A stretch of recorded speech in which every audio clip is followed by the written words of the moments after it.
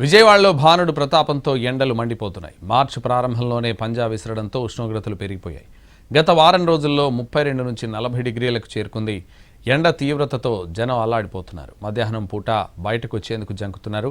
ఇప్పుడే ఇలా ఉంటే ఏప్రిల్ మే నెలలో ఎలా ఉంటుందో అని బెంబేలెత్తిపోతున్నారు. ఇక ఇదే అంశానికి సంబంధించి మరింత సమాచారం మా ప్రతినిధి శ్రీకాంత్ అందిస్తారు. మార్చి నెల మొదట్లోనే భానుడు విజయవాడలో తన ప్రతాపం చూపిస్తున్న పరిస్థితి ఉంది. ప్రధానంగా మార్చి తర్వాత నుంచి ఎండింగ్లో ఎండలు పెరిగే అవకాశం ప్రతి ఏడాది ఉంటుంది. కానీ ఈసారి మాత్రం ఫిబ్రవరి లాస్ట్ వీక్ నుంచే ఎండలు తీవ్ర రూపం దాల్చిన పరిస్థితి విజయవాడ నగరంలో స్పష్టంగా కనబడుతుంది. మార్చి నెల మొదటి వారంలో అంటే ప్రస్తుతం జరుగుతున్న రోజుల్లోనే ఎండ తీవ్రత రోజు రోజుకి పెరుగుతున్నట్టుగైతే స్పష్టంగా తెలుస్తూ ఉంది. నిన్న మొన్న 35 నుంచి 39 డిగ్రీల వరకు కూడా ఎండ నమోదైన పరిస్థితి కూడా ఉంది. ఇంకా ప్రస్తుతం మార్చి మొదటి వారంలోనే ఈ విధంగా ఎండ తీవ్రత ఉంటే ఇక ఏప్రిల్ మే నెలల్లో ఎంత భానుడి ప్రతాపం చూపిస్తారనే ఆందోళనలు అయితే నగరవాసులు ఉంటున్నారు. ప్రధానంగా కూడా ఈ ఎండ తీవ్రత పెరగటం వల్ల అటు మహిళలు కానీ వృద్ధులు కానీ చిన్నారులు కానీ అవసరం అయితే తప్ప బయటకి రావద్దు అని అధికారులు కూడా చెప్పే పరిస్థితులు కూడా వస్తూ ఉన్నాయి. ఎండ తీవ్రత పెరుగుతున్న దానికి ఒకవైపున మంచు కూడా పడతా ఉంది ఉదయం సమయంలో.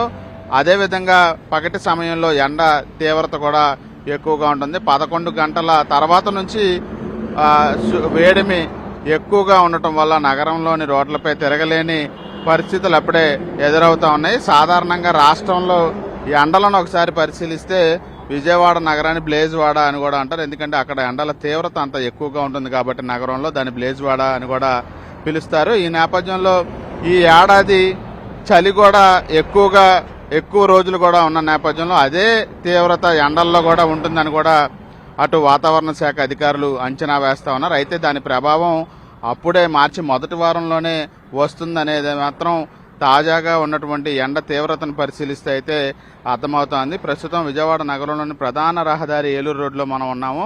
చూడొచ్చు అసలు నగరం ఈ రోడ్ల మీద కూడా నిత్యం రద్దీగా ఉండే రోడ్డు మీద కూడా చాలా తక్కువ సంఖ్యలో వాహనదారులు వెళ్తున్న పరిస్థితి కూడా ఉంది. ఇక ఈ ఎండ తీవ్రత తట్టుకోలేక అటు ఏసీలను కూడా పెద్ద ఎత్తున కొనుగోలు చేసి దాంతోపాటు ఈ విద్యుత్తును కూడా ఎక్కువగా వినియోగించే అవకాశాలు ఉండటంతో అటు విద్యుత్ శాఖ అధికారులు కూడా ప్రత్యామ్నాయ ఏర్పాట్లు సిద్ధం చేస్తూ ఉన్నారు.